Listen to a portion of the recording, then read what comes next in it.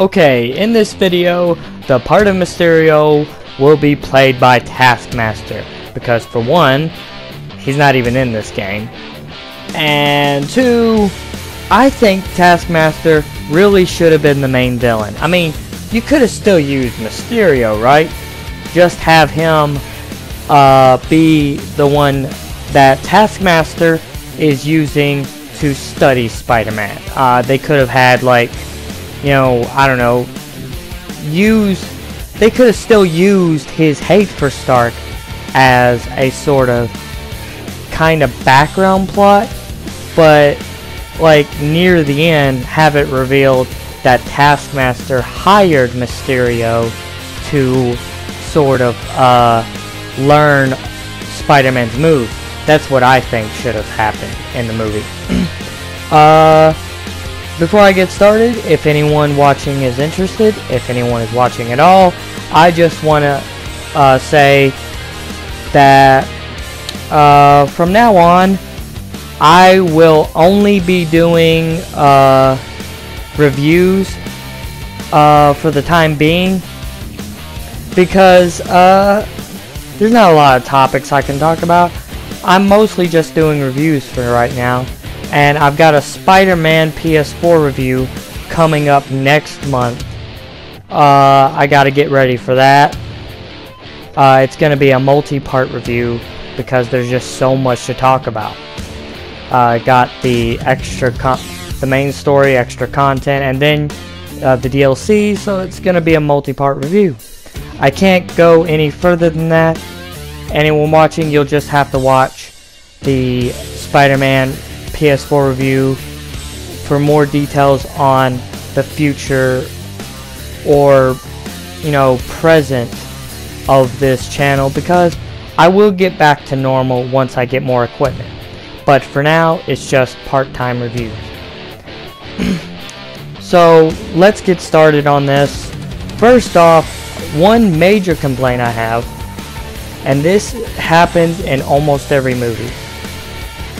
A scene that I thought would be an opener, a great opener, was Spider-Man in the Iron Spider suit taking down bad guys in a building and then having some fun with the police. I thought that would have been a great opener, but they blew it. They cut it out of the movie, which I think it might end up as a deleted scene anyway, like an alternate opening or something. Instead, what we got was Peter packing for his vacation and the spider sense basically getting mocked. Instead of calling it a spider sense, it's now been relegated to Peter Tingle. Kind of weird. It's not that big of a deal, but once you keep calling it that, when you keep saying it like that, it makes a joke out of what is essentially an inherent trait of the Spider-Man character. We all know how important the spider sense is. It's what allows him to do so many amazing things. And of course the spider sense does come in handy in this movie, even though for some reason he hasn't figured out how to use it until the end. I'll get to that. But, so basically, he's having fun in his vacation. Ned somehow landed a pretty blonde. I don't know how that happened. I'm not, like, fat shaming or anything. I never saw him as the kind of guy that could get girls. I just never saw that. It's weird. And they randomly made a connection on an airplane, which is even more weird because they had been in school for years together, right? And then all of a sudden she notices him because their hands touch. That made no sense to me. It's just, I mean, I'm not ragging on this movie as a whole. It's a really good movie. But there are some major flaws in it. Major and minor, I should say. Not, like, I'm still upset about the cut. Like, why would you do that? Just about every movie cuts certain scenes out. Like The Amazing Spider-Man 2, when, you know, Harry is about to reveal that he knows Peter Parker is Spider-Man, and they cut that part completely out. It made no sense to me. It's whatever, man. Like, so he's having fun on the vacation, and he's trying to get up the courage to tell MJ how he feels. She's not Mary Jane. She has to have a J in her last name, because it makes no sense to call her MJ if her last name is something else. A lot of people say that they're just trying to replace MJ, and they might be. Who knows? Because none of the former love interests of Spider-Man are really in this. There's talk about a Black Cat movie, but we don't know if that's going to be a part of the MCU. Probably not. It's probably going to be like Venom, where it's just a standalone type of thing. So basically what you have is just, you know, a bunch of nonsense. You know, they don't have Gwen Stacy. They don't have Mary Jane. They don't really have really anybody that Spider-Man is known for dating. You know, whatever, man. I don't have that much of a problem with MJ, Michelle. I don't really have that much problem with her.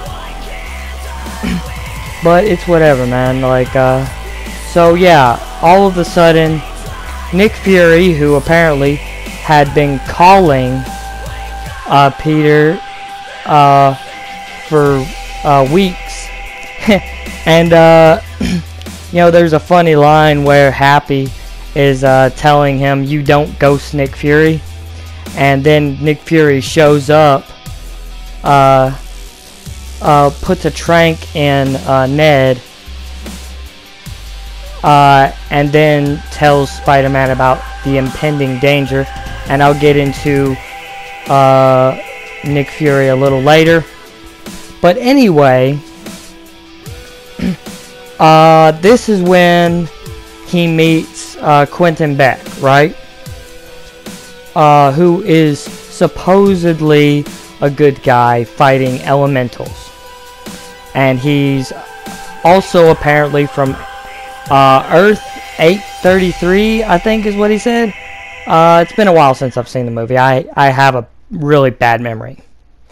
Unless I have just watched something, it's not good. But anyway, the fact is, he's not a good guy, really. And people knew he wasn't going to be a good guy. Anyway, so he says he's from Earth 833, and then he says Peter Parker is from Earth 616, which, if anyone who vaguely understands the comics, that is the main continuity of the comic universe, Earth 616. Anyway, so he's explaining the elementals and how they destroy his world, and he wants revenge and all this stuff. And so they fight the final elemental, the fire elemental, and Peter is in a new suit. And a little bit of a subplot: Peter and this new guy are in competition to see who can get with MJ, and this guy just hates Peter, even though Peter was clearly there first. It's like, dude, just let it go, man. Like, Peter's obviously going to end up with MJ, and so they defeat the fire elemental, and Peter is in the new suit, the stealth suit, which is in this video, by the way, and he's in the stealth suit, and they call him Night Monkey because, you know, it kind of makes no sense for Spider-Man to be in Europe, right? That's where he's vacationing. So, like, initially he didn't even want to do anything on his vacation. He just wanted to relax, and he was sort of forced into it. They defeat the fire elemental and have a nice little chat in a bar. And then you have Peter leave after giving Edith to Mysterio, right? He gives the glasses that Tony Stark left him to Mysterio, a guy he only knew for like a couple days. And then it's revealed that everything in the bar was fake. Even Mysterio's suit was fake. His suit, the suit he is iconically known for. He was wearing a mocap suit the entire time. The drones. See, now, in order to make him seem like a real threat, they had to give him drones in this movie, something Mysterio has never really had. He's a special effects guy. He only uses tricks and illusions, which he uses tricks in this, but he seems like more of a threat because of the whole drones thing. So Peter unknowingly gives Edith, even in death I'm the hero, you know, that's Tony Stark, he unknowingly gives Edith to the bad guy, who is apparently mad at Tony and recruited a bunch of other people who are mad at Tony.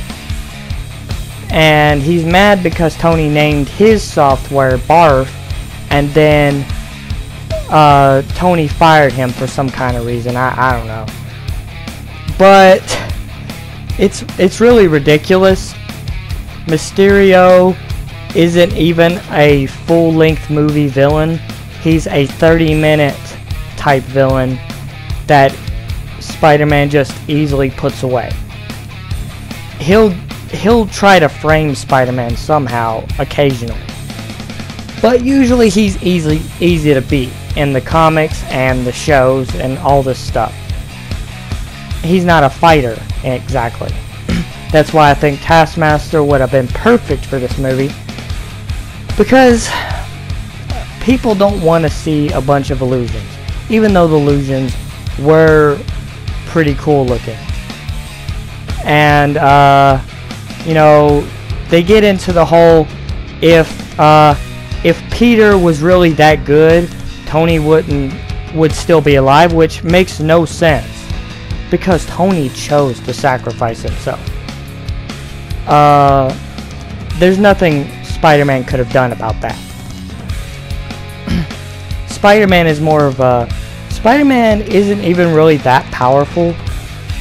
He's a kid right now, and he's still getting the hang of his powers. As Spider-Man, the main 616 Spider-Man was never really a extremely powerful hero. He was always street level. He was always slightly above street level, to be honest. But they always put him in these big events, even though he's not that powerful. He's a really strong character, really agile. He's one of my favorites. But he's not like... He's more on par with Captain America, but he's not like an Iron Man or a Thor or a Hulk. You know, he's not that strong. But anyway, so eventually Peter gets around to telling MJ how he felt, how he feels, and MJ, sorry, I keep trying to call her Mary Jane even though she isn't, but MJ, Michelle, reveals that she actually knows that he's Spider-Man. Because, I mean, it's obvious, right? In real life, you cannot get away with that. In real life, unless you're like one of those night heroes, you can't get away with disappearing and then reappearing as a superhero. You can't do that. In real life, somebody would figure it out. In real life, a bunch of people would figure it out. It just makes no sense. So you have Spider-Man. You have Spider-Man figuring out that Mysterio is a fake. And that all of it's just a trick. It's an illusion. And he gets his ass whipped pretty hard the first time they fight, because he's not used to all the tricks and all this stuff. But then after having a heart-to-heart with Happy, he gets his new suit, which is also in this video right here, and he finally figures out how to use his spider sense, his Peter Tingle. It's so stupid. And so after contending with the drones and everything, he finally confronts Mysterio, and Mysterio says he has a backup plan. That we'll get to later also.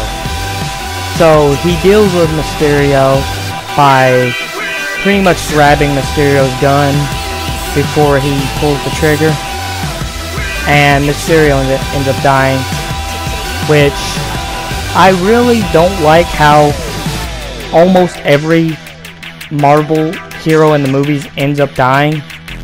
Like in the last movie, Homecoming, the villain was actually arrested. So why do the villains always die any other time? That's one of my pet peeves. But anyway, Mysterio is defeated, and MJ and Peter go on a date, swinging across the city and all this stuff. And here's where the shit hits the fan, and this is another complaint of mine. So Mysterio isn't done with Peter just yet. He recorded a video before he died, saying that Spider-Man attacked him for no reason after he defeated the Elementals, and then all of a sudden he reveals that Spider-Man is Peter Parker. Like, so not only is Spider-Man going to be on the run, he can't even take his mask off in public. Why? Why would you do that?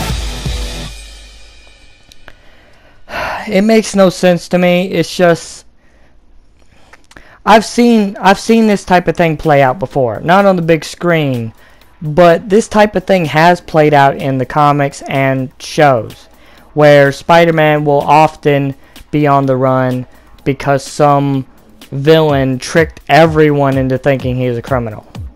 Which, how many times you gotta prove your innocence? Everyone believes it every single time. This is the first time in the movies. But is this gonna happen again? And how are they gonna trick people into thinking he's not Spider-Man? Because there has to be a way. And that brings me to what I'm going to talk about now. Essentially, Nick Fury and Maria Hill were never actually in Europe. Apparently they were Skrulls the entire time. And this brought up a lot of questions. How long was Nick Fury a Skrull? Because he was on the Skrull ship, right? How long was he a Skrull? And some people have theorized that he's been a Skrull ever since Age of Ultron. And it kind of makes sense.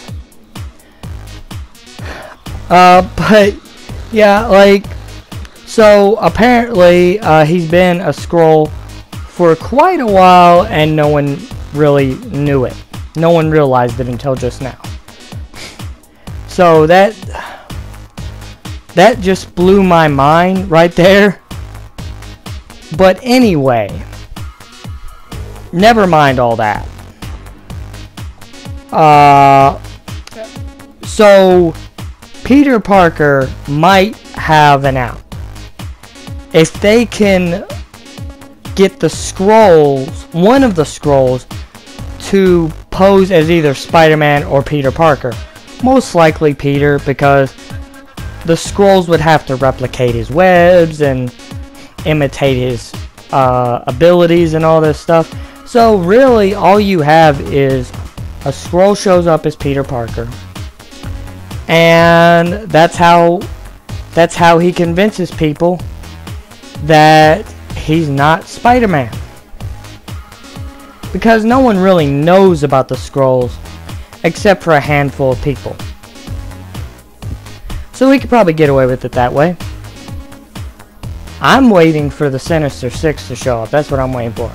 Oh, people also theorize that Mysterio isn't even dead. So there's that. All in all, I would give this movie maybe an 8.5 or 9 out of 10. It was really good. Not really great, but it was pretty good.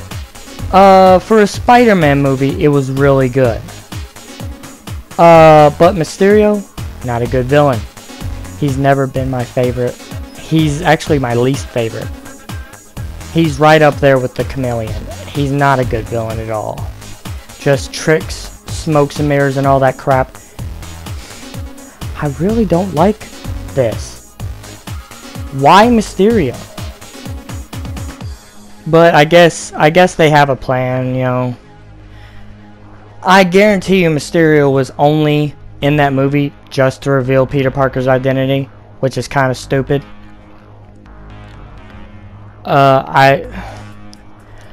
It's kind of ridiculous, but whatever.